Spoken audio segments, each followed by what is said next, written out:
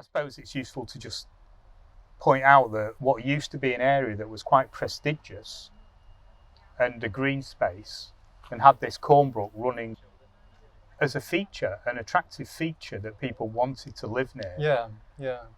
Was then slowly but surely, people moved away and were not pushed out, but resisted living in close association with the worker housing that was close to the city centre but spreading out. So do we think we're standing here? What's this one? What's this street here?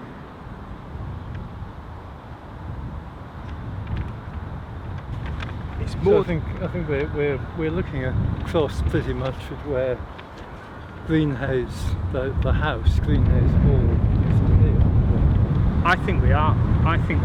Yeah. If we go off this map, we can see there's a block of housing there, and it's at the end of it. So the superimposition is covering that end. So are we looking at that? Or are we actually looking at, is that horseshoe shape there? And then this one. So that there could be this. I think big block here. Yeah, I think we're too far along. So actually, it's just behind the end of that thing that's on Boundary Lodge. In fact, it's on the corner. Yeah. So what we're saying is this is Boundary Lodge. Yeah. Therefore, it must be in there. In there. Yeah. All right. Right. So we've achieved something here. We've realised we're standing in the wrong place.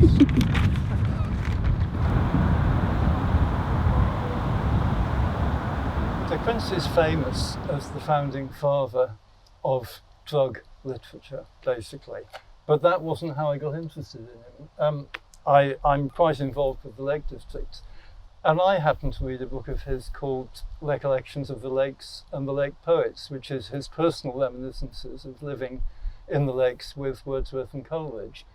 I read his other work, starting with Confessions of an English Opium Eater, which is his classic of his drug experiences and his addiction. And I thought, right, I'm going to write a biography. So I wrote his life. And it wasn't until starting on writing the biography that I realised he'd actually been born in Manchester and that he'd spent his childhood a couple of hundred yards behind the university where I was then working. So it all kind of fell into place. So, Grevel. Yeah. This is, you're just looking at that building there. That's not those pictures. Along with the little. I wouldn't have thought they were old. So you've got what looks like two houses and an additional. Yeah. But their gardens would come further out. I think they're on the same site, more or less. So the gardens would come further out, which would explain why it looks like the river's running underneath here. The Cornbrook itself does feature in De Quincey's autobiography, and he describes the Cornbrook as running right in front of the front gate of the house at Greenhay. I guess they had a little bridge or something over it to get up the drive, and he remembered when his elder brother William was sent away to boarding school. The other thing that happened on that day was that there was a mad dog running around Moss Side, and he was very frightened because the mad dog came to the edge of the Cornbrook and snarled at him across this brook. But he said, of course, because of hydrophobia, it couldn't cross the brook. Because it's rabid. It couldn't go near water. It was a rabid dog. It couldn't go near water. But that was the Cornbrook, and it was a country stream at that point on the surface, whereas now it's down in the culverts. The actual site of Greenhay, the house itself, is now partly under a modern block of houses, and partly under what now seems to be a little garden. There's no obvious trace of the house. So we've got the house here, and then we've got a kink in this path here, which we think is the same kink as we're seeing here. And if we look at a modern map, we're standing here. The Greenheys original house would have been here, overlaying the footprint of their modern housing there. And this block here is this block of flats, Fulton Court, I think it's called. So we're effectively standing here, facing where the building Greenheys would have been.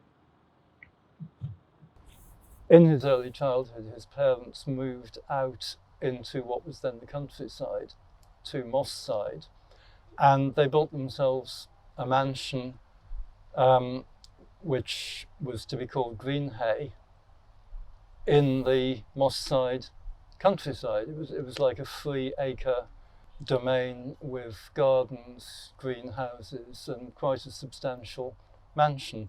And it was De Quincey's mother who decided to call it Greenhay. We don't know why, but she just liked the name. And so this house was called Greenhay, and it was built in 1791. So De Quincey moved there with his family when he was about 6 years old. The house was demolished in perhaps the 1850s or 1860 at the latest. But the amazing thing is that the district is still called Greenheys. They've changed the spelling because it was spelled H-A-Y in De Quincey's time, and it's now for some reason spelled H-E-Y, Greenheys. And there's still a building there called Greenheys. It looks like some kind of laboratory or something. It's some kind of science park building now. It's got a big sign outside saying Greenheys. So the name is still alive and well.